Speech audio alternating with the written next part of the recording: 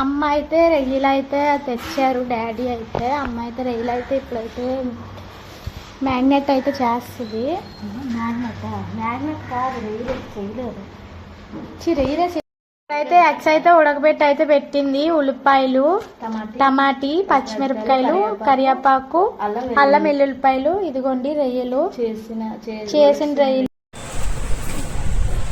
ఇదిగోండి ఫ్రెండ్స్, గుడ్లు, అలాగే రొయ్యలు గుడ్లు, ఇంకా కూర అయితే వండిసాము. వీళ్ళైతే మా ఆయన మా బాబాయ్ అయితే సర్వీసింగ్కి వెళ్ళి అయితే ఇప్పుడే వచ్చారు.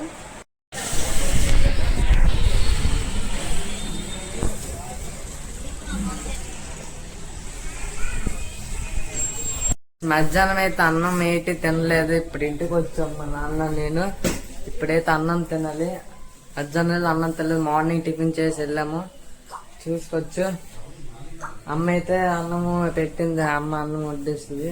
అన్నం తినాలి కాదు, ఇంకా అన్నం తినలేదు. పెసరట్లకి అయితే నానబెట్టానండి.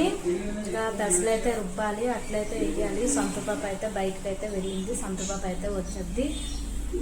ఇంకా లైవ్ చేసుకొని ఇప్పుడే వచ్చాము. పెసలు అయితే రుబ్బేసి ఇంకా అట్లయితే వేయాలి.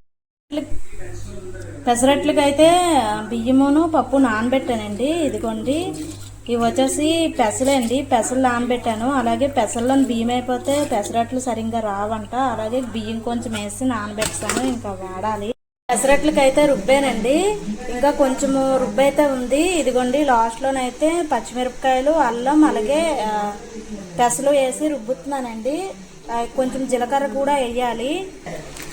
ఇదిగోండి, కొంచెం జీలకర్ర కూడా వేస్తున్నాను నేను. జీలకర్ర వేయడం వల్ల పెసరట్టు టేస్ట్గా ఉంటుంది అన్నమాట. జీలకర్ర, అల్లం, పచ్చిమిరపకాయలు వేసి ఇప్పుడైతే రుబ్బేస్తున్నాను. పెసరట్లకి అయితే ఆడేసానండి. ఇలాగా ఉండాలి. మరీ చిక్కగా ఉండకూడదు, మరీ పలచగా ఉండకూడదు. ఇలా ఉంటే సరిపోతుంది. దీంట్లోనే మనం కొంచెం పసుపు వేసుకోవాలి. కొంచెం పసుపు వేసుకున్నాను.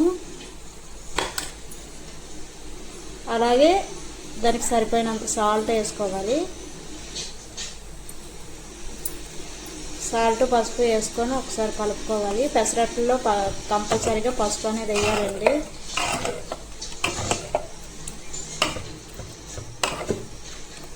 ఇప్పుడైతే అట్లయితే వేస్తాను. చట్నీ చేయాలి. ఇంకా పెసరట్టు అయితే వేసానండి. ఇంకా అమ్మ అయితే వేడివేడి ఉప్మా అయితే చేసింది. అలాగే టమాటీ చట్నీ అండి.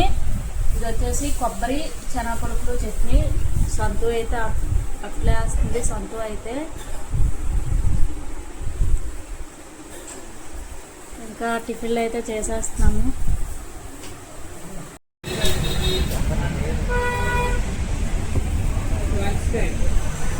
గాయస్ ఇప్పుడైతే అందరూ లంచ్కి వెళ్ళారు.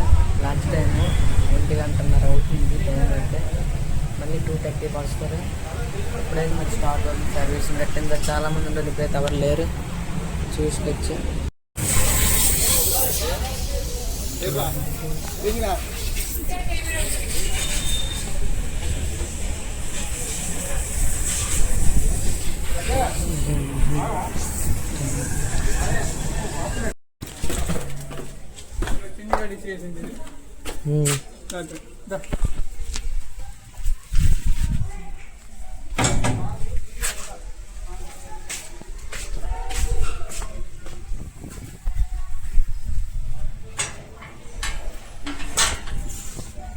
అయితే వెళ్ళిపోతున్నా.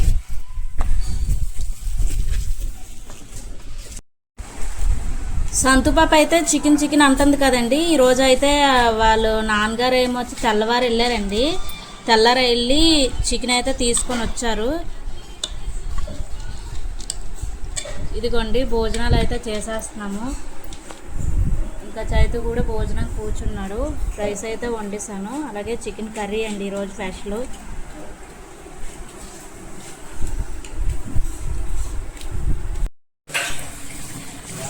అలాగే ఇక్కడ చూడండి, ఇవి వచ్చేసి చిన్న గుడ్లు ఉంటాయి కదండి. గుడ్లు, కార్జం, అలాగే గుడ్డికాయ ముక్కలండి. ఫ్రై చేస్తున్నాను.